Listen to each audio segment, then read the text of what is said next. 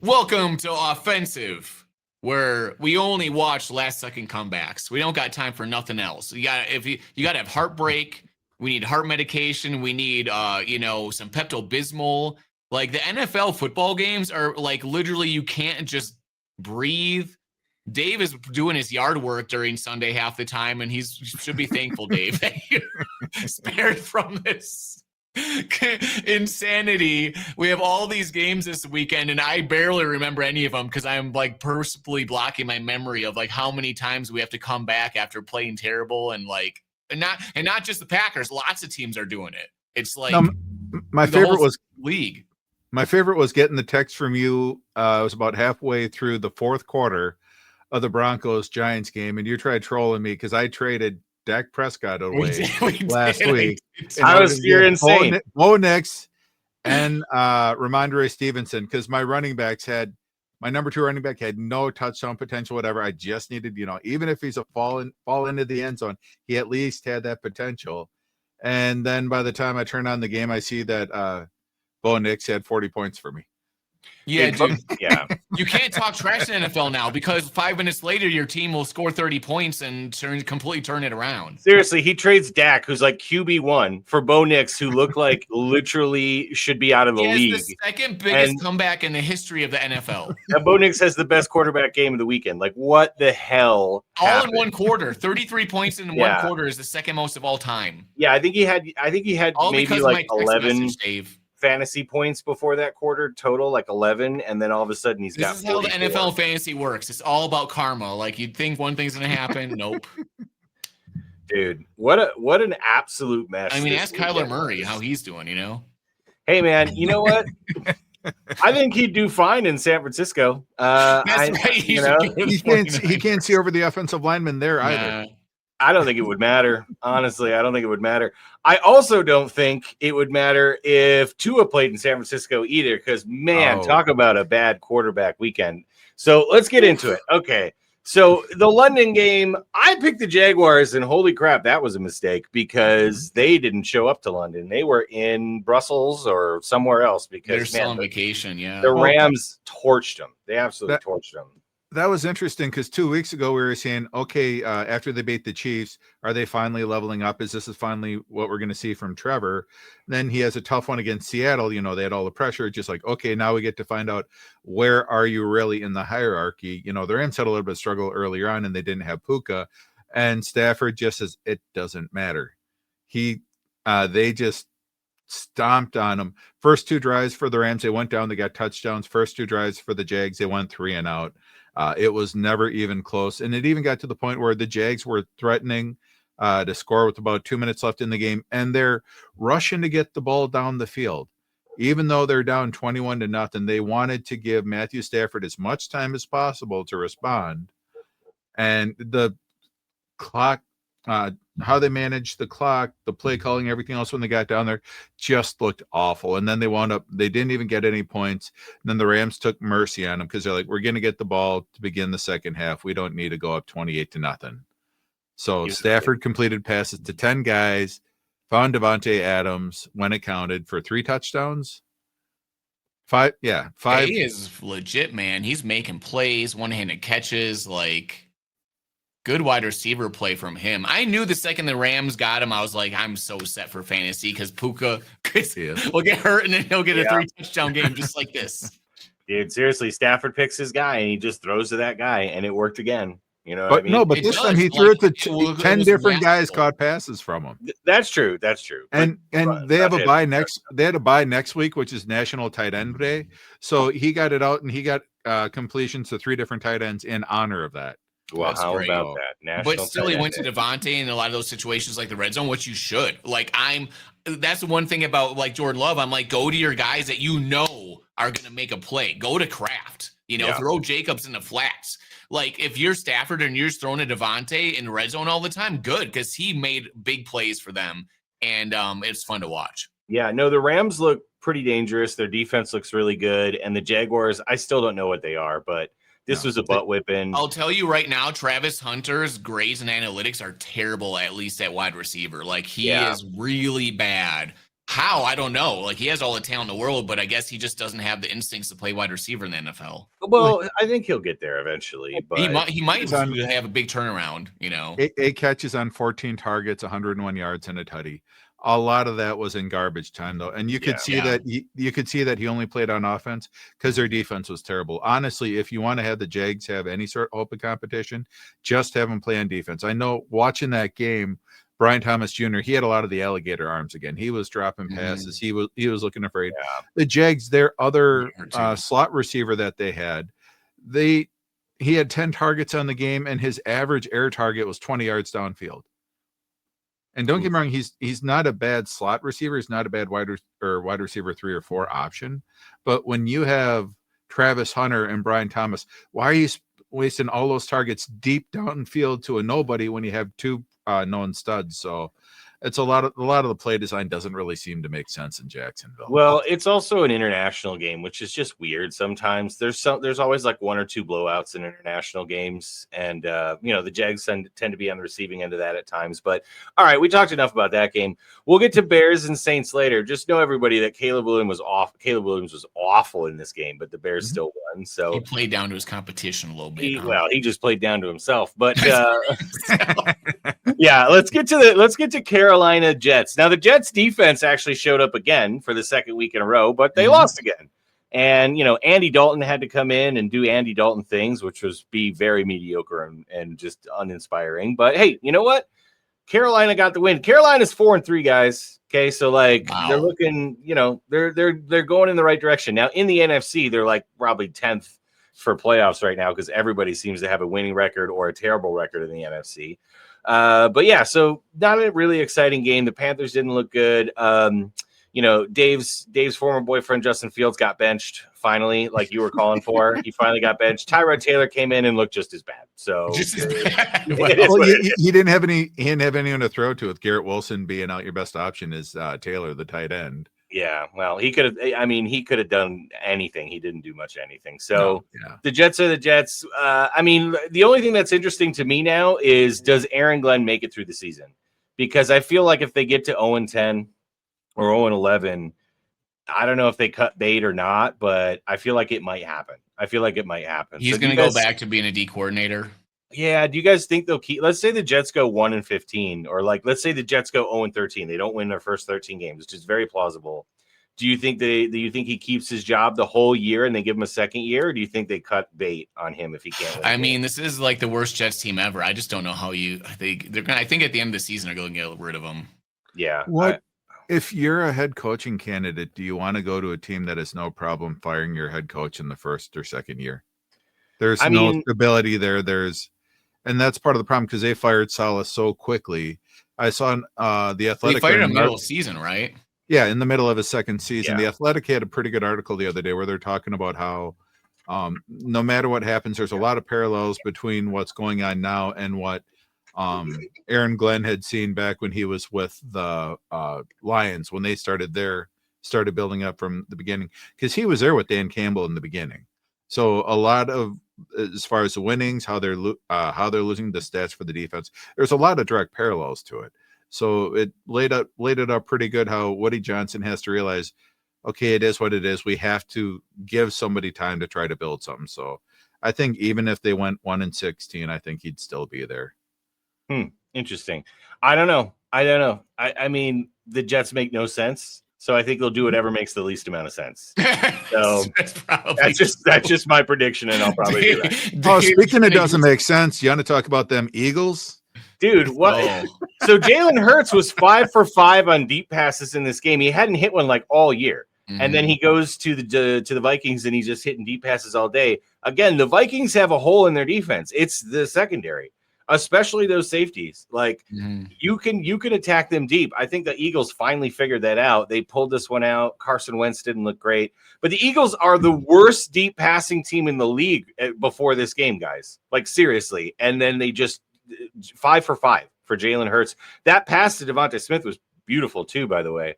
So like, yeah, attack the Vikings deep, everybody. I know they got a good defense. I know they blitz a lot, but like chuck that ball up there because they are vulnerable in certain areas. So yeah, smart move by the Eagles. Saquon again didn't do a whole lot.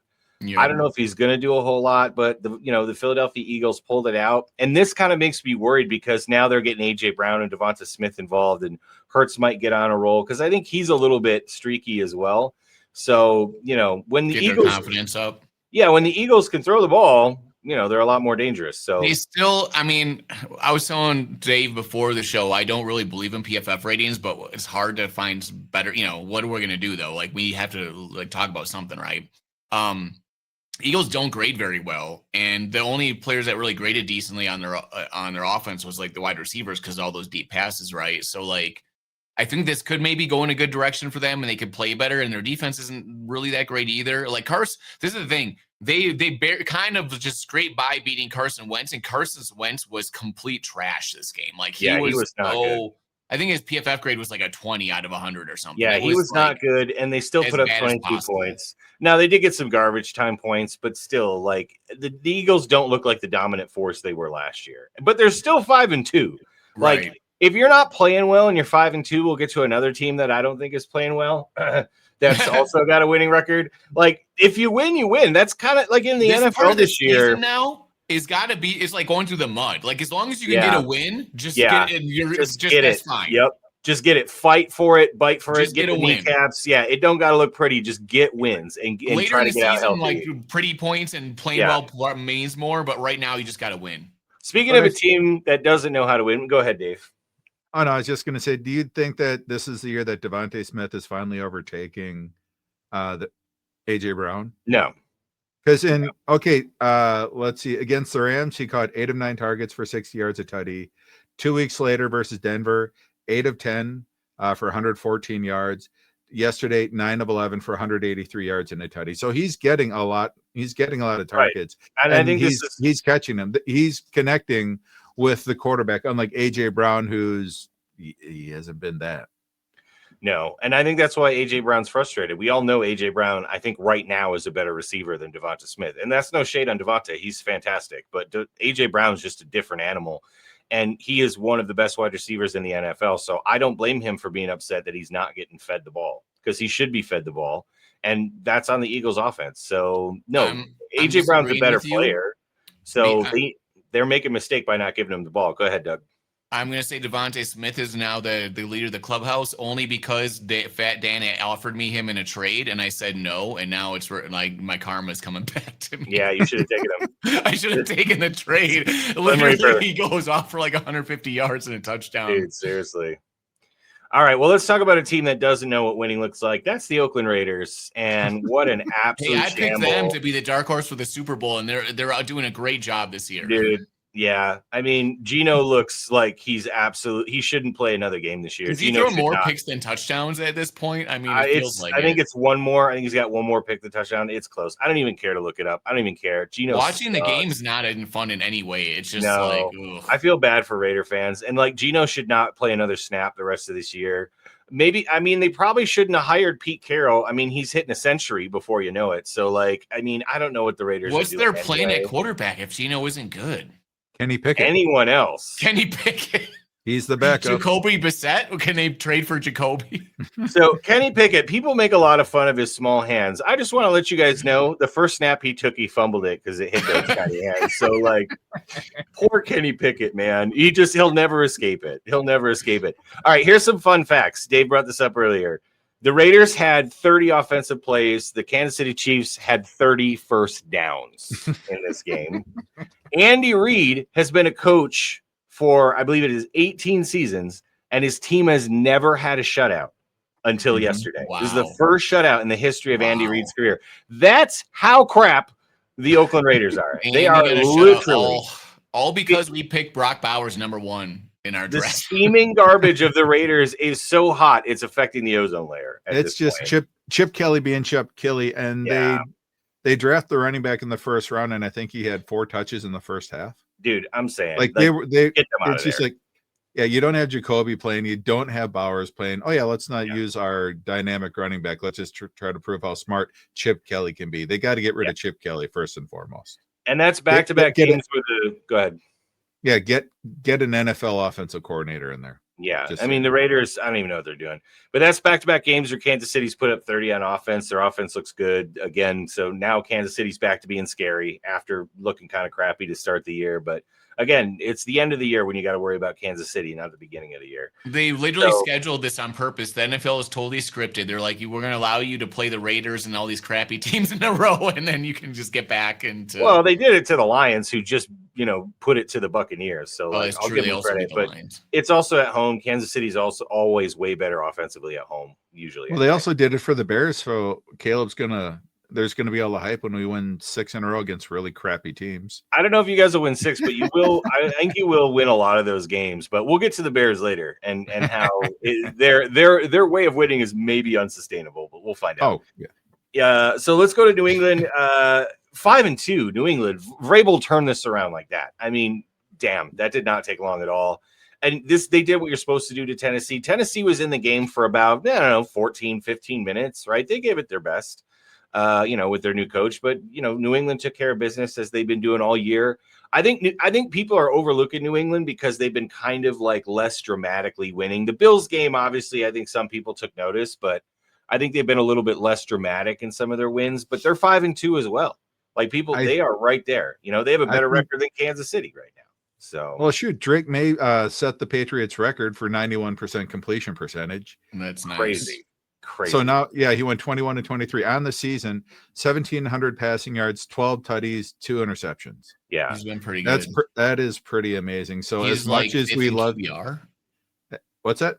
Is he in like 5th in QBR? Like he's pretty high. He's up there. 4. I think he's 4 right now.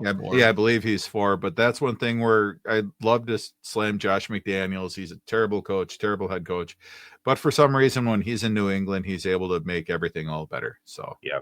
And for the Titans, you guys are trying. You're having a tough year. I know it's hard being a Titans fan, but at least you're not a Raiders fan or a fan of these next 2 dumpster fires. Oh my God, Miami.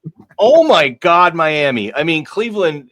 Dude, Cleveland's Cleveland. Like, they're going to win some games. They got a good defense, but Miami is absolutely just disgusting this year.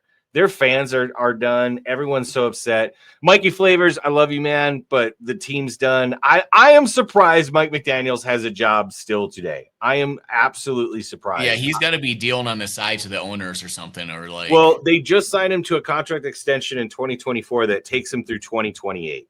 So I think the owner might. And this is the thing, too. If I'm the owner, Dave, we were talking about this before. Like, the Dolphins roster is such trash, and Tua's done. Tua's completely toast, right? Until he goes to play for Shanahan in San Francisco, and he'll look amazing, right? But he's so done that maybe the owner's like, hey, let's be as bad as we can this year. Get a good quarterback, get a new coach, kind of start over next year. Because this Dolphins team is just absolutely awful. Yeah, maybe they want to lose all the games and get a top 2 pick or whatever. Dude, and Tua, talk about karma. Tua did apologize for his comments, by the way. So we talked about it on the last show where Tua kind of called out his teammates. We didn't like it. He apologized, but then he went out and put out literally maybe the worst quarterback performance I've seen in years. It was so terrible. It was terrible. I've seen Brock Osweiler look better than that. Like, it was bad, dude. He didn't know where he was going. He was just chucking it up. He was throwing it right to the Browns on a couple occasions. Like, it was just off. And Tua is known for his accuracy. I think he was just 100% rattled. He's not there anymore. I think Tua's better than Kyler Murray, but I think Tua and Kyler Murray both need to be on new teams next year. And they need to work out a way to restructure their contract or do something or trade them. Maybe trade them for each other. I think their backup quarterbacks is what they are. I don't think they're starters. I think Tua has the potential to be a starter. If you have a really good O-line, yes. But the thing is, he can't do off-platform throws. If he doesn't have a perfect whatever, no, he can't. He would be fantastic in the Shanahan system. Like 1-2 throw, 1-2 throw it to CMC, throw it to CMC, throw it out left. Like, he could do that. He could definitely do that, right? But yeah, I don't know, man. Tua looks really bad. He's a $67 million cap hit if they cut him after June 1st next year. God, the Dolphins are so screwed. They're so screwed. Man. But they can also get rid of a certain Tyreek Hill, and then that'll make it actually manageable. They'll still be able to be under the cap if they do those two things. And I think Nick Chubb's contract will come off the books next year as well. Because did they cut Chubb, or is he still on the roster? Because he's costing them like almost $30 million. Oh yeah, Bradley Chubb's on the roster. Bradley Chubb. Sorry, Nick Chubb. Did not mean that. Your brother. Bradley Chubb's still on the roster. Yeah, Chubb's still on the roster. Yeah, and but if they cut him, I think they don't have a huge salary cap hit either. And honestly, at this point, they just got to tear it down to the studs because rebuild. Honestly, they don't have any studs on this team. No, that's kind of the like, dude, I would trade Jaden Waddle this year for a second round and a third round pick. I think he's worth a second and a third. Well, maybe that's a lot. Second and a fourth. I'd trade Jalen Waddle. Cut Tyreek Hill. Get rid of Tua. Like, just the Dolphins are in the place now where they tried. They got close a couple of years ago. They were decent, and then this roster is just bad. Everyone that they're paying a lot of money is bad. You have to get rid of them all of them. So yeah, GM, everybody gone. Yeah, 100%, all of it to the studs, like you said, to the studs. All right, now a franchise that looks like it's going in the right direction. Indianapolis absolutely looks unstoppable. 6-1. Jonathan Taylor, league MVP. Jonathan Taylor is so good right now. He's leading the league in yards per carry, and rushing touchdowns. And the Colts defense looks good, and Daniel Jones looks okay. Doug, why don't you tell us how good Daniel Jones looks? Well, I say nice things about the Colts, A, because I love Jonathan Taylor, and B, because Dave was such a big proponent of them in the early season. He was. We laughed at him. We laughed him out the door. Like, Dave, you can't even talk to us right now because of this. And then Dave reminds us every day. He's like, remember, I believed in the Colts. And we're like, yes. We all had our darlings. Doug's was the Raiders. Ouch. Yeah. Mine was the Panthers. I had to pick someone. Yeah. Mine was the Panthers and a little bit the Seahawks, but mostly the Panthers. But Dave's was the Colts, which is by far and away the best. Would have been the smart one. Yeah, by far and away the best pick of like our, Cinderella darlings. And there's supposed to be teams that you just didn't think really could do anything, but might surprise, right? Right. Yeah. But that's the Colts are the perfect example of that. So good. I mean, the Colts just every single game, the Colts kind of do the same things, and nobody stops them. Like, nobody can stop them. They're just really efficient. They're relentless. They don't get in their own way. They don't make mistakes. They make big plays on offense. And even when they have mistakes, like they get holding calls back or whatever, and it's just, they just do a really, really good job of taking care of the small things, and really a lot of credit to them right now. They look really good. All right, so let's talk about a team that doesn't take care of anything, apparently, and that's the New York Giants, because it was 25-8 with 5 minutes left on the clock, and my boy Jackson Dart, who's getting me all kinds of fantasy points, still love him. He makes a really bad throw. I agree, it's all his fault. He shouldn't have thrown that. Denver gets an interception. It kind of turns the game around, right? They really should have been running the ball there anyway. But then the Giants go down and score another touchdown. And then Denver gets another touchdown, and then they punt it, and then Denver gets another touchdown, and then or the field goal or whatever to win. So it's like, dude, the Giants defense has a lot of talent on it. The fact that you gave up all those touchdowns in the fourth quarter is really, really bad. I don't even know what Giants fans feel this morning. I don't even know how you could feel. It was the second worst defensive performance in a quarter ever. Wow. I mean, as far as points go, given up. And again, a lot of things went Denver's way. Bo Nix did play well at the end. Dave got a ton of fantasy points on it. But holy crap, did Denver look awful up until the fourth quarter. This a little bit reminds me, guys, of the Bears-Vikings game. Yes, JJ McCarthy. Yep. Right? With JJ McCarthy just all of a sudden knew what he was doing. And I'm not saying Bo Nix is as bad as JJ McCarthy. I'm just saying Bo Nix looked like he didn't know what to do with the ball for 3 quarters. And then all of a sudden it all just worked and he was hitting guys. And a couple of those passes, it looks like he just chucked it up, and Denver just happened to be there. Yeah. It didn't even look like he was throwing it to a guy. Passes in the end zone. Yeah, was just... it was almost like destiny. It was just going to happen. Do you know what I'm saying? Yeah. So I don't expect Bo Nix to get you #1 fantasy points next week, Dave. That's all I'm saying. So. No, what if he does this every week? I don't know. Yeah. No, one of my favorite Giants fans out there does the drawplay.com. Yeah. It's a weekly comic where he hits it up like Monday, Wednesday, Friday. Strangely, he didn't post anything today. Oh, poor guy. It's normal. It probably hurts so bad, you know.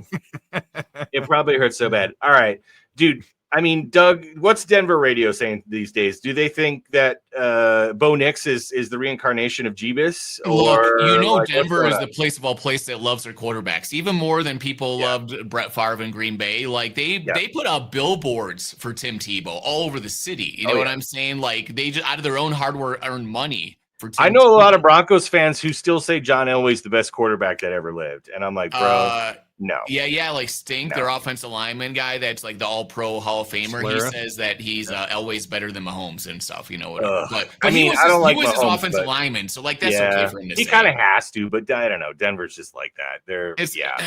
He's a cool guy. I like Stink, but like, okay, so what Denver people are saying here is that Sean Payton's kind of failing the team a little bit, and Bo Nix is trying to like pull him over the top. They like getting behind the quarterback, especially when you have a late game comeback when he's kind of making plays and stuff. Like they think Bo Nix is kind of like actually like saving them a little bit, and Sean Payton's kind of like not figuring things out so much. Interesting. That's what they and the thing is, Denver radio is a lot of really good, like smart guys and a lot of ex-players. Yeah. Brandon Stokely and these guys that played with like Manning and stuff. And so not everyone says the same thing, but it's just like the general vibe I think that they're feeling. And also they want to believe in Bo Nix because preseason everyone was so pumped about him. You know what I mean? You already kind of have that built in. Yeah. Fair enough. Well, good job to Denver getting really lucky. And you know what, Giants? This is good for you in the long run because you're going to get rid of Dable, which really you guys have to get rid of Dable. Yes. You're going to bring in Robert Saleh at the end of the year, and he's going to totally change your defense. franchise. And we'll get to that. We'll also get to the Packers and Cardinals here in a minute because, man, I have a lot to say about this game. But I will say this. The Cowboys offense is basically unstoppable. The Cowboys offense is basically unstoppable. The Bears did hold them to under 20 points, but there was a lot of turnovers in that game. So like there was one good game by the Bears defense against the Cowboys. So I'll give the Bears credit, but the Cowboys have just looked completely unstoppable, and 44 points. It looked easy. Washington's defense does not look very good. That they're 3-4. Washington's, we kind of called this. We all said we thought Washington was going to take a step back. They absolutely have. 3-4. I mean, they're not looking too good. Jaden Daniels has not had the same magic. They're missing their running backs. They're 23rd now in overall defense, where they were like near top 10 last year. So yeah. What did they do in the preseason? They had their stud aging wide receiver hold out for money because they didn't want to pay him. What happens when you don't pay your wide receiver? They don't get the reps in the preseason. They come in, they're out of sync, and then a lot of times they get hurt because their bodies aren't in football shape. That's what happened here. Terry McLaurin, he's been out most of the season. Your other wide receiver is Deebo Samuel, who's looked amazing, but again, he's old. And he always gets hurt. Exactly. Always. It's his style has been fantastic. It's been fun to watch. So now you're relying on Zach Ertz. Oh, fortunately, he's young. Oh, wait, no, he's like 40. Yeah. Zach Ertz is 45 years old. The Commanders are the oldest team in the league, guys. Like I expected them to have more of a falling off like weeks 12 through like 17, not by week 7. Like they're already injured. They already look slow. Like I think the Commanders are in for a rough season, man, because I think they're going to be in games, but like they just got dominated by the Cowboys in this game. And 3-1, the Cowboys to me are like a team you don't want to play because they could beat anybody. I feel like the Cowboys could beat the Chiefs or lose by 30 to the Chiefs. Like I feel like I don't even know what the Cowboys are. They're just so crazy. They're like the Rams from last year. They're an explosive offense, and you just don't really know, except the Rams had people on defense. But yeah, and I'm not saying that they're going to make the playoffs, but if they did, I wouldn't want to face them in the first round. That's what I'm saying. Like I would not want to play the Cowboys in the first round. The second round I would, because they always lose that game. But the first round, definitely not. So all right, let's go to the next game. And this is what I really wanted to harp on, because I said Atlanta was going to dominate the running game. Fred Warner was out. And then Robert Saleh just was like, no, I don't care who's in there. I got this game plan. We're going to stop the run. We're going to let Michael Penix beat us. And that's what they did. They totally bottled up the Atlanta Falcons running game. And the 49ers defensive line dominated that game. They absolutely dominated that game. They were flying to the ball. Robert Saleh figured it out. Robert Saleh proved that he might be the best defensive coordinator in the NFL, and I hate that he's on the 49ers again. So please, somebody give him a coaching job. Come on. Give him a coaching job. Somebody, please. Dolphins, anybody, please. Like, get him out of San Francisco. He's such a good defensive coordinator. He absolutely outmanned Atlanta's offensive line with rookies and guys. No Joey Bosa. No Fred Warner. Go the Arizona Cardinals. What if they actually had a good defense? No, we'll get to that, dude. We'll get to that because I don't think the Arizona Cardinals coach is getting enough credit. I know they have a terrible record, but anyway, we'll get to that later. They just need defense. Mac Jones had an absolutely horrific game, and he got all his stats from dumping it. No, he did because he had one pick, and he had 174 yards, like 90 of which were dump offs to Christian McCaffrey. Yeah, so he literally had like 90 passing yards and an interception in that game. So he did not look good either. The Falcons defense was not terrible. But I think a big part of the game plan was, okay, let's just run it now that we actually have. And it's weird how now that we have our tight end back, now all of a sudden we're going to be able to run. Right. But Kittle is one of the best blocking tight ends out there. He is dangerous because you don't really know how to block because he's dynamic coming out, catching it and whatnot. So it might just cause a little bit of a delay for the linebackers over on that side. So they kind of have to shade him. Maybe that just gets CMC a little bit more time, but right. Yeah, it just seemed like, okay, we had the two most interesting running backs in the league. Let's just prove that ours is better than yours. So the 49ers had 315 yards and CMC had 204. Yeah. So it was all CMC. All of it was CMC. But that's smart. Yeah. Give him the ball a day. I agree. But, Mac Jones did come into the game averaging the most passing yards per player since he had started, right? So, Falcons' defense wasn't bad. CMC just gets you sometimes. Bijan gets you sometimes, right? In this game, CMC had the advantage. They had a better game plan. And the 49ers defense was just better. The 49ers defense was better, but the Falcons defense was good in this game. So I still think the Falcons are going to win a lot of games and they're going to dominate the run. I just did not expect the Niners without Fred Warner or Joey Bosa to be this good on defense. Somebody give Robert Saleh a goddamn job already. Get him out of there. The Niners used to do back when they had a really good defense. It didn't matter. They could have the whole team hurt and play all the backups and they would still cream you. No, seriously, the 49ers, again, 5-2, almost a quiet 5-2 because some of their games are ugly and they beat some bad teams, but the 49ers are going to be up there for the number 1 seed. So, all right, so that's games of the week. Let's go to the next thing, and we'll talk about...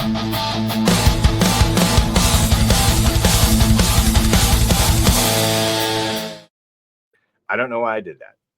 So dramatic. I have no idea why I did that. Okay, let's talk about the number 1 seed. The Green Bay Packers are currently the number 1 seed in the NFC right now, which just seems so wrong. No, I'm a Packers fan. I am not excited about this. I'm actually terrified about this because you don't want people to know about this. You don't want to have they don't deserve the number 1 seed. They've been playing like crap. This stupid goddamn bye. All you gotta do is win games, man. Doesn't matter. That's true. No, all right. So I don't want to hate, but let's talk about the Cowboys. Doesn't look so bad now, does it? Oh no, it doesn't. It doesn't. Well, allowing the Cowboys to score all those points doesn't look as bad. I still think our play calling in that game was not great. And I gotta say, dude, okay, let's go into one smart, one dumb right now. Okay, let's go into our next thing, one smart, one dumb, before we talk about anything else. So, Hype, what's your smart thing that you saw this Sunday? What happened? You know that I love tall pocket quarterbacks, and Arizona, when they put in Brissett and took out Kyler Murray, all season long, all of us have been saying Kyler Murray is not good. And they looks like a legit NFL team. They almost beat the Colts. The Colts had to come back last second. The Packers had to come back last second.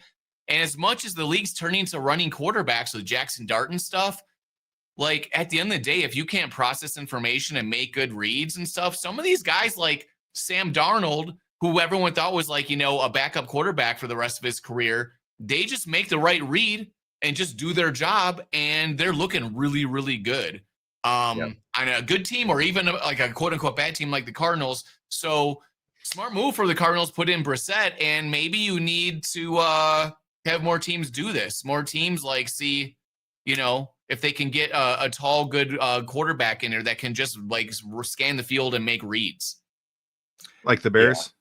Yeah. Use a tall quarterback. Yeah, they could. Exactly. Or the Dolphins. All right, well, Chief, what was your smart thing you saw this weekend? My smart thing was Matt Stafford. I alluded to it earlier, completing passes to 10 wide receivers. showing that he's not just a one-trick pony. Because Adams, he's amazing, but he's kind of older. He's not as quick as he was, and his game has never been quickness. But I like them actually just spreading the ball out. But when it came time to, okay, we're in the red zone, he hit Devontae Adams for 3 touchdowns.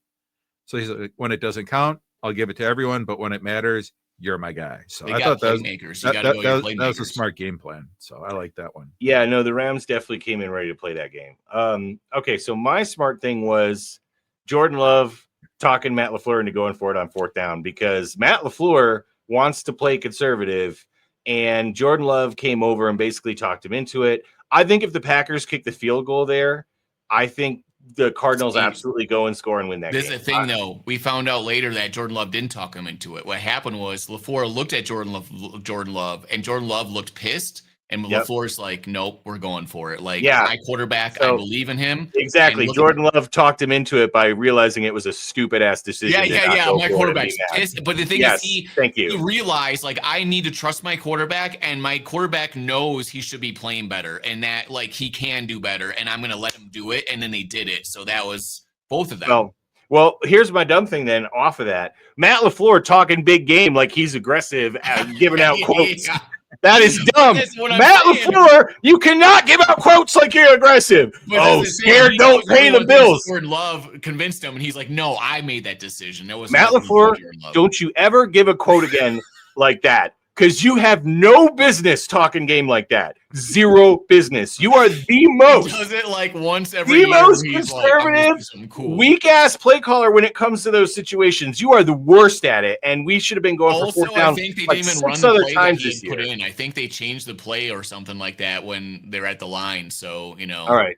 No more Matt LaFleur quotes about scared. Just don't do it, Matt. Just don't do it. When you go for 4th down consistently, sure. Put out a quote. When you do it one of the 9 times you should have done it this year, no quotes for you. No quotes about playing scared. Okay. He's killing himself. Yeah. You think? Okay. Hype. What was your dumb thing? What was my dumb thing? Let's see. Oh, the Giants allowing the Broncos to have the 2nd most points in a quarter of all time. Like, their defense just self-destructed. Like, when you're playing the Broncos and a quarterback like Bo Nix, all you have to do is just do your job. Like, 33 points is a lot. You let all kinds of crazy stuff happen. And like when you're playing against Bo Nix, you got to put pressure on him. Like, get in there, do something to get in his face. You can't let him run around and have like these second chance opportunities. But as you said earlier, the Giants coach will probably get fired because of the record at the end of the season, and maybe it'll be good for him. Yes. The thing is, the Giants got really lucky. They had threw up a pass and got a pass interference to get that long play. And then Jackson did run it in and get it in, right? But they had a lot of luck, the Giants. So it's even worse as far as the Broncos back, of what they let them do. And that one touchdown to the tight end bounced off a receiver. The guy was running by, caught it. The Giants got real lucky in a lot of situations. So the Giants were in a very, let me just say this. The Giants weren't playing terrible, but they had a lot of luck to where they were beating up the Broncos. Yeah. And they let them back in, and the Broncos had a little bit of luck. But, the Giants just absolutely squandered that. So, I guess the Giants coaching and defense is falling apart. Yeah. Well, Troy Franklin's touchdown was a deflection off of somebody else, too, for the Broncos. Mm-hmm. That's also true. Yep. Yeah, but he did make a great catch in the end zone to get it, So yeah, but still, there was only just geniuses would have him on their roster for Dynasty. I'm just saying. No comment. All right, Dave, what was your dumb thing you saw this weekend? Oh, it happened during the Lions game tonight, as a matter of fact. Okay. When there was a tackle that was made, it was stuffed short of the 1st down on 4th down. They reviewed it and they said nope.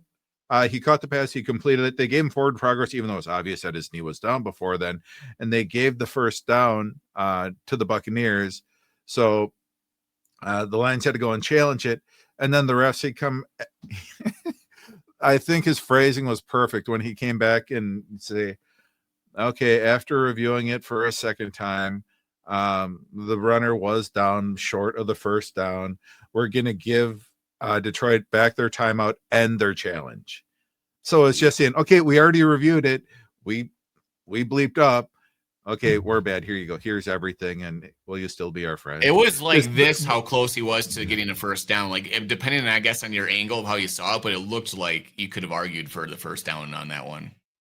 but still, it was just funny when he had to come out and say, "Okay, yeah, we're sorry, we screwed up." 'Cause Yeah. the fans in Detroit, they were on those Zebras all night long. You could hear in the first quarter some of the They were chants from booing the the stands. whole It was game. hilarious. Oh yeah, I know. love some of those cheers. Yeah, and Detroit was winning by a lot. The fans were angry, so like, hey, I respect that. It's Detroit, folks. We know what you're all They're about. We angry. get it. They're like the new Yeah. Philadelphia now. They just get mad Eh, about let's No, they're not that- they're not that bad. Philly is like Philly's the like, leader. all pro at Yeah. it. The lines are like amateur, but they're still the same kind of. I'd say Philly's like Batman, where like you just know they're gonna win, and Detroit's like Superman, where it's like they're scary, but like really they're inside they're sweet. You know what I mean? Like, yeah, Philly's more like Batman, where like they'll just F you up and not have any about it. Do you know what I mean? Like they just just whatever. Yeah, it's kind of like Seahawks fans You used to be deserve when they it. first got good. When Yeah. they were like, we don't know how to be a good team and Yeah. cheer and stuff. Yeah. All right. Anyway, yeah, Philly's definitely the champ. Okay, so let's go on to Packer Bear talk. So Packer Bear talk. All right. I got so much to say about the Packer game. I don't even know if I should go yet. So Dave, why don't you recap how you feel about this Bears victory? Let's talk about the Bears. Yeah, let's first. talk about the Bears and the Saints. Well, anyone who knows Dennis Allen, his history with the Saints, he was not a fan of the backup running back for the Saints. He thought he's young, he's talented. But he never liked him because he was never available because he was always hurt. So Kendre Miller finally has a good season. He looks like a 1B, that they had there for the Saints. It's just like, oh, he could be the guy to take the baton, the next year or two. And then he sees Dennis Allen, and now he's out for the year. So I thought that was highly unfortunate. It's just bad luck. But the Bears, they get turnovers again. We're fantastic at it. All of a sudden you're able to see, hey, we came out of the bye and we have a run game. We replaced our left tackle. Before, we like to say, oh, we had this 5th round left tackle, we're doing great because we use him as a 5th rounder, but he could never run. All of a sudden we have a left tackle that can actually move and push people back. Ben Johnson has time to scheme everything up, so all of a sudden we have a dynamic rushing attack. I think this is the best we've done in like 7+ years as far as consecutive games for the rushing attack. So, and Caleb stinks. It's going to happen. He's a young quarterback, but it's great to see that our coach is able to get it out there. So we can lean on a strong run game. We don't need to rely on the quarterback to win the games for us, and our defense can turn the ball over. So it's promising. It is promising. DeAndre Swift. I will say this: the Bears' offensive line and running game is something you guys should hold your hat on because that is really good. I think that it looks so much better now. Just not only that, but just the pass blocking, I think, looks better, which makes me a little bit more worried about Caleb, right? Because he's still not playing very well with a good pass blocking, a decent to good pass blocking offensive line. And the defense has done okay. Like in the sense that they're 26 overall in like yards allowed and like 24th in points allowed, but they're first in turnover differential, 16 turnovers, guys. And 14 of those have been in the last 4 games that they've won. So like, I don't think that's sustainable because that's a ludicrous amount of turnovers, but you got to give them credit because if you're getting 3 turnovers a week for 4 straight weeks, 3+ for 4 straight weeks, you're doing something right. Right. So you're definitely doing something right. So the Bears are giving up a lot of yards, but they're finding ways to get teams off the field. And ultimately, at the end of the day, that's all that matters on defense is get them off the field. Yeah. Right? Montez Sweat seems to be getting some like real penetration and messing with quarterbacks' heads, and it's probably helping a lot. I think it caused one of the turnovers maybe this week. Yeah. Yeah. There's been a lot of like to the Bears' credit, like they've done a good job of like either tipping a pass or directing a pass. And just every time they do, another Bears guy catches it. So like they've been really good reacting to the ball and getting their hands up, which is a problem I have with the Packers defense that never seems to get their hands up. Mm-hmm. So that's big because, dude, tip balls, like most of those go to the defense, right? Because they're looking this way, right? And the offense is usually like running their routes or whatever. So, getting tip balls is definitely a skill. All that matters is just winning in the middle part of the season right now. Yeah, wins. All right, so let's talk about a really disgusting win in Arizona. Doug, go ahead. Just go ahead. Okay, so it's really we channel our therapy and our anger through like praising someone like Jacoby Brissett and being like, look at that guy, look at how great he's doing, and we don't want him to do that well. But even they played the Colts well. and kept it close at the end. And we're thinking like, okay, you know, you have one good game, whatever. Then they do the exact same thing against the Packers. And you're like, wow, when a quarterback just drops back and makes the read and makes the open pass, and that's all he simply does, you can beat almost anyone. Like, just do that, guys. And Jordan Love is always looking for the deep pass, the big play, which somehow does often work out for him, but it's not, you can't just count on that all the time. And so the offense looked out of sync.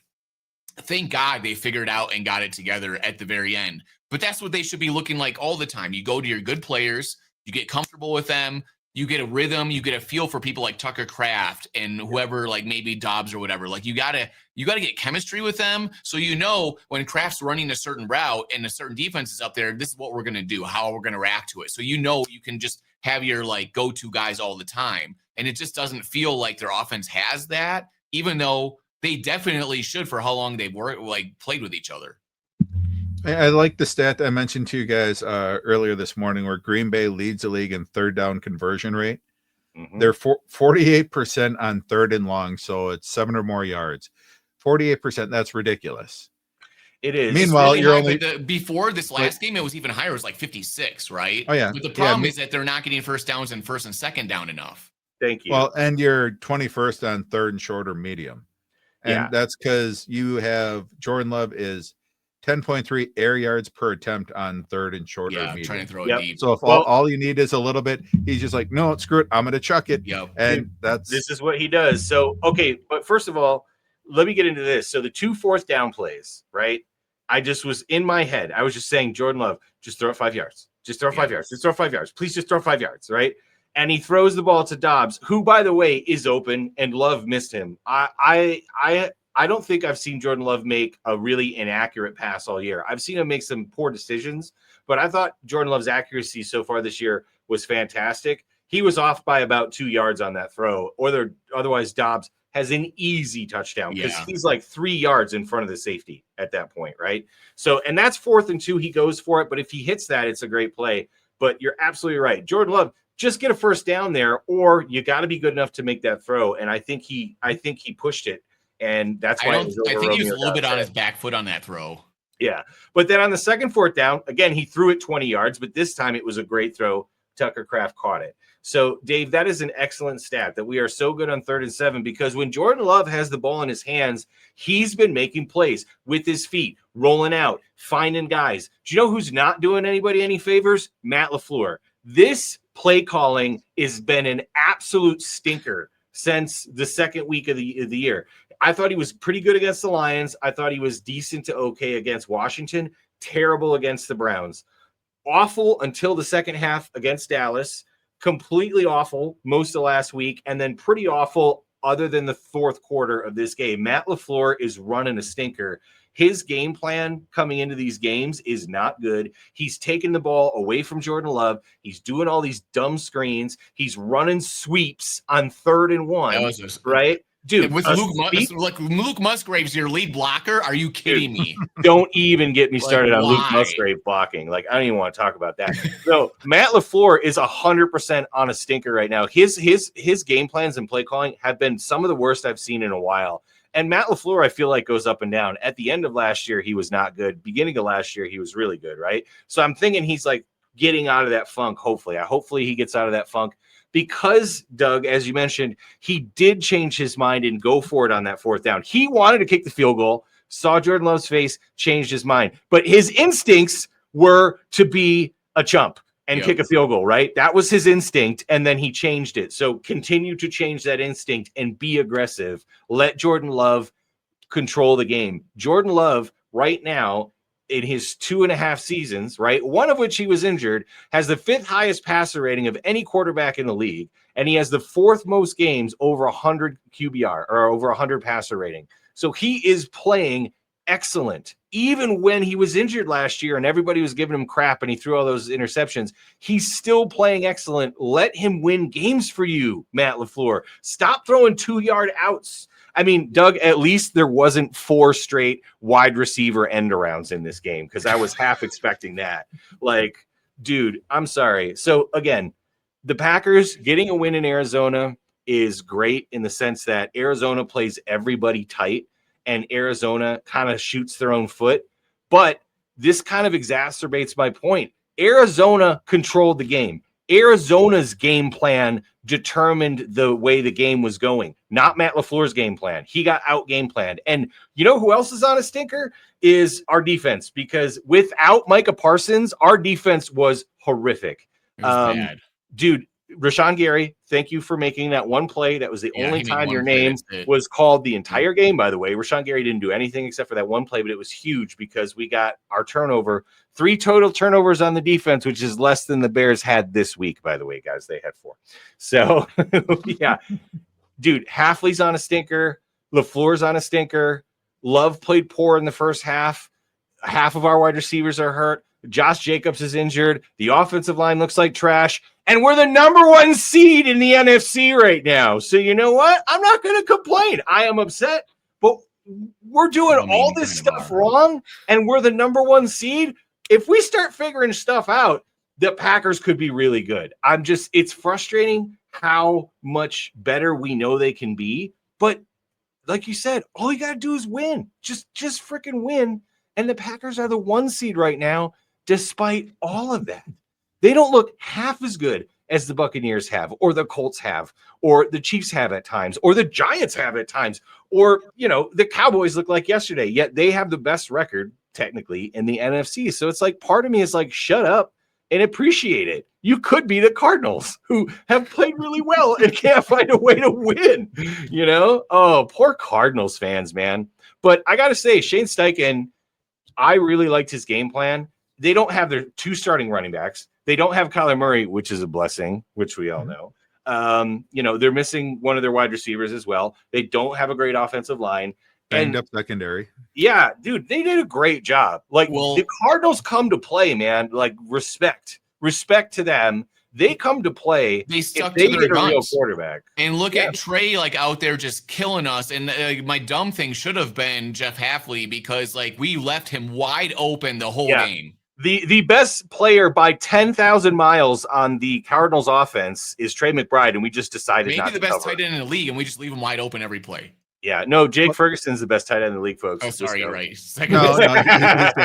No, Trey's, my favorite stat for him is in the last 21 games with Kyler Murray as his quarterback, he has 3 touchdowns. Mm-hmm. In 2 games with Jacoby Brissett as his quarterback, he has 3 touchdowns. Shocking, I know. Yep. And no, the Cardinals got to move on from Kyler. I'm totally with you, Dave. I wanted to give Kyler this season to see. I thought he could maybe turn it around. Just the fact that he's out and the offense looks amazingly better with Jacoby Brissett, I think tells you everything you need to know. It tells you everything you need to know about Kyler Murray. Is if Jacoby Brissett comes in and your offense is twice as good as it was, the problem is the quarterback. No, we could not stop him, dude. And I told you, these veteran quarterbacks read our defense and just dump. But to be fair, Jacoby had a couple good passes down the field, but he completed 14 in a row, guys. And of those 14, 9 of them were just dumps right past the line of scrimmage, right over the defensive line, because we're just playing that soft zone because Halfley knows we can't cover anybody. So you're saying Arizona has to go out and get Mac Jones? Yep. Or Tua.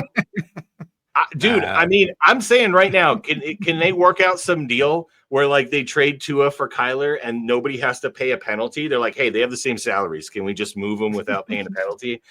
Call the league office, see if it's possible. Both of those guys need a new home. They both need a new home. Just whether they work out or not, I don't know. But Tua's got to get out of Miami. Kyler's got to get out of Arizona. And those franchises need to get away from both of those guys. It's over. It's over for Kyler. Just how good the offense looks with Jacoby Brissett is, I think, the nail in the coffin for Kyler. It just hasn't looked this good under Kyler in 2 years. You know what I mean? So yeah. So Cardinals, man. I mean, I live in Arizona, guys, and I know some Cardinals fans. A lot of people in Arizona are transients like me. So there's Steelers fans and Browns fans and Ravens fans and everybody else. So there's Cardinals fans, but they're not very vocal, because they're Cardinals fans. And, being a Cardinals fan is tough. So all my Cardinals friends out there, it's tough. I understand. You guys have played well this year. It sucks that you're 2-5, but you guys, I think, have played pretty well this year. No, one of the debates I heard on the fantasy footballers, I love them. They're out of Phoenix. Yeah. They're all born and raised in Arizona. They had the debate last week where one of the guys says, just because you're born here doesn't mean you have to give allegiance to the local team just because of where, So Yeah. he tried to make that argument, and the other guy's like, no, you got it. He's like, no, I want to be happy. I want to enjoy football. I want to have fun. I don't want to cheer for the Cardinals anymore. So, Yeah. You switched up.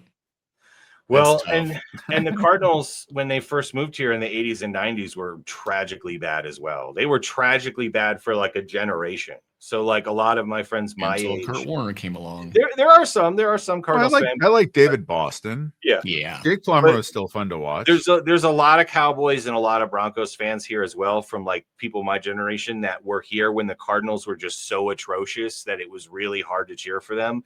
And they were new, so like I get it. But yeah, I mean, the Cardinals fans here that I know are super cool, and I feel bad for them because I feel like this team has a lot of potential. I liked how they drafted last year. Obviously, Marvin Harrison Jr. should be really good. McBride looks like a top 5 tight end. I still think they're going to be decent when the running backs come back. So, and they look like they got the right coach. He's getting them to play. They need a new quarterback. They're playing pretty good. A new quarterback. So call up Mac Jones, right? Hey, maybe a team will trade you Caleb Williams. I don't know. It might happen. So, But we have to also talk about Micah Parsons, and also my smart thing should have been Gutekunst in August. Brian Gutekunst in the month of August or whatever, when they got Micah Parsons, the smartest move of the season. This is my question about Micah Parsons. Like, he literally won the game for the Packers. Like, he was the best player on the field. Him and Jordan Love. The Packers won because they had their talented players play well at the end. The Cardinals don't have that kind of talent. Well, the Cardinals out-schemed the Packers, but the Packers' talent won. Micah made 2 huge plays right when they needed it the most. Yep, huge. And Jordan Love made some good plays when they needed it at the end too, but Micah's plays are more impressive because he literally on defense, one guy just completely, you can't do nothing. He's like, I'm just going to run right by your tackle and boom, you're down. Like, your quarterback has no chance even to make a play. And when the defense is playing that bad, that's the only thing you can do. Oh, I'm going to take over the game and just sack the quarterback, and just, you can't do nothing. At all to pass the ball. No, Rashawn Gary made a huge play. Micah Parsons made 4 really big plays because he also had that sack that was a hip drop tackle, and I understand why they called it. And like, by the rule of the law, I think it was a hip drop tackle. But if you actually look at it, Micah wasn't straight up. He tackled him like this, and then he swung his hips in front of him, which is also still dangerous, right? So like, I understand why they called it, but Micah technically had 4 sacks in that game. And then Kraft made huge plays, Love made huge plays, and then Jacobs made huge plays. So it was the big time players showed up at the big time. And Jacobs made a big speech. I mean, him and Kraft and Parsons all said something in the post game, like whatever thing.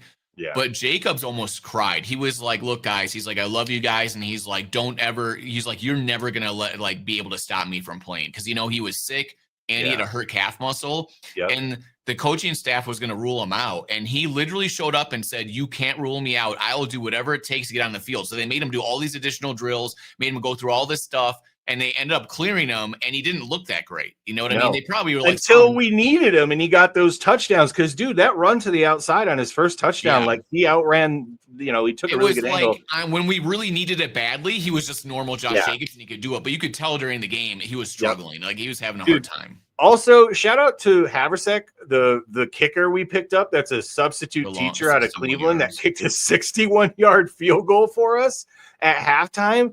Packer record. Okay, can I just say something? I think it's cool, but like this new rule with the kicking balls for the kickers, everybody's blasting 60-yarders. It seems like nothing. It seems almost too easy. There were 3 60-yard field goals this weekend. Now, obviously, Aubrey got one because he's a freaking unit. But I think he's going to hit an 80-yarder at some point. Like, it's just almost crazy. Do you guys like that field goals are just like candy now and you can kick them at the half-yard line? Or, like, do you think this is too crazy? What do you think about the kicking so far? The Seahawks just got blocked right at halftime. So they're still getting blocked. Yeah. They're also getting blocked, More field goal blocks and more long field goals.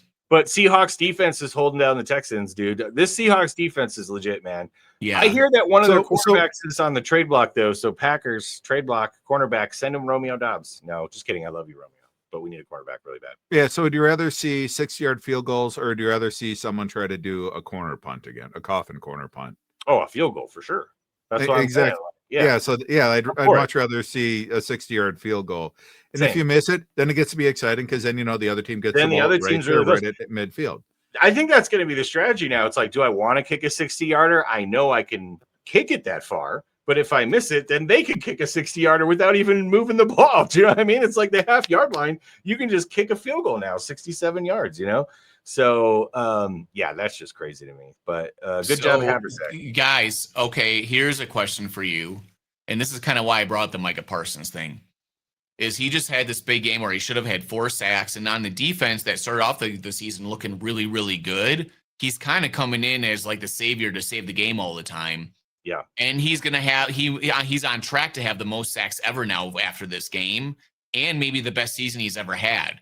He's on track to have the most quarterback pressures, I think what it is. So my point is that in the season that he's had his best season in the past, he was second in Defensive Player of the Year. Do you think this year he could be Defensive Player of the Year? And I know you haven't looked at it, but I have.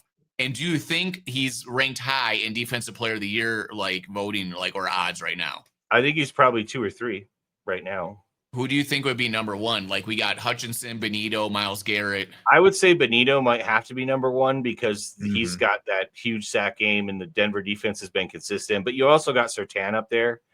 I could also see, who was I thinking? Oh man, I just had somebody in mind. Aiden Hutchinson's also up there. Is Leonard Williams up there? Because like that dude is wrecking shop right now on people. Jared Verse is. Oh, Jared Verse too. Yeah, Jared Verse and Will Anderson. So what's the rankings? Tell me. Micah Parsons is number 1. Wow. After this and by a decent amount. So I think Micah Parsons to win Defensive Player of the Year has to A, get at least 13 sacks, B, cause at least 2 or 3 turnovers because he hasn't caused a turnover yet. So get some strip sacks, buddy. Sure. And then the Packers have to either be the 1 or the 2 seed in the NFC. And they are number 1 right now. But also visually, you see him come into the end of the game and just say, I'm taking the game over. That's kind of like what you want from your MVP play, right? Plus, because the Packers don't have a lot of turnovers and because nobody else is really making a ton of plays on defense right now, it's just apparent how much better he is than everybody else on the defense. So I think that's helping him as well. Because the Packers defense has been good, but not terrible, I would say, so far.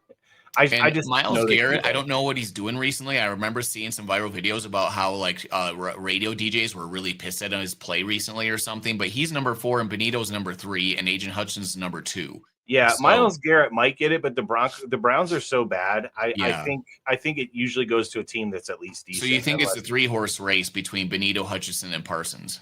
Yeah, and throw Surtain in there. I think Surtain, because he won it last year, right? I think he did, but he is not even on this list at all. Yeah, but he just needs like a pick 6 or like a big play or like. I think it's because the Broncos defense hasn't been as good as people thought overall. But yeah, and I think with being a cornerback, like once you win that award, people try to avoid throwing the ball at you a lot more, right? He's not even on like the top 20. This is crazy. Yeah. But it could have, dude, with cornerbacks though, 1 or 2 games he could bounce right back up if he gets a big pick or something like that. So yeah. Well, if the Broncos go on a run now and win a lot of games and he gets a lot, it really depends on like what team's winning games and who has like big highlight probably plays. Yeah. No, I think Hutchinson's a good shout because like he is a big part of that Lions defense, especially with all the injuries and everything. It was awesome watching them do that to the Buccaneers offensive line tonight. Yeah.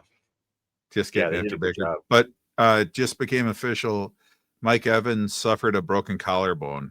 Oh boy. In addition to the concussion. So his streak of 1,000-yard seasons is official. It's an amazing stat. Oh yeah. Mike Evans is a Hall of Famer. Yeah, he's a first ballot, right? Wide receivers never get in on first ballot, Dave. He might. I know they don't. But they don't. Randy Moss didn't get in on first ballot. Like if Randy Moss does, but he got mad. There's a lot of personality stuff that people didn't like about Randy. That's true. Everybody likes Mike Evans. Everyone's like squeaky clean. He's just hard nosed. He won Johnny Manziel a Heisman Award by himself. Like he's been amazing. He's done great things. Won a Super Bowl. So yeah, I think Mike Evans should be a first ballot Hall of Famer. Wide receivers don't always get that, but I think Mike Evans deserves it. And honestly, if Mike Evans retires now, with the concussion, with the broken collarbone, I think everybody would understand because, yeah, man, like we He were can talking still about be on the back in last time for the show. playoffs, though. Yeah, I mean, he should play out the He'll come season back for the if he playoffs. can, but I think, like we were saying, players might start retiring early now because they want to have better quality of life as they get older. Because, a lot of these guys that retired in the 70s and 80s, like, did not live very long after they got out of the NFL, like, kind of like wrestlers, right? So, like, take care of yourself, guys. You don't have to play forever. So, anyway, good luck to Mike Evans. Great show this week, guys. Yeah, I mean, it's great being the number 1 seed. Fuck the Bears.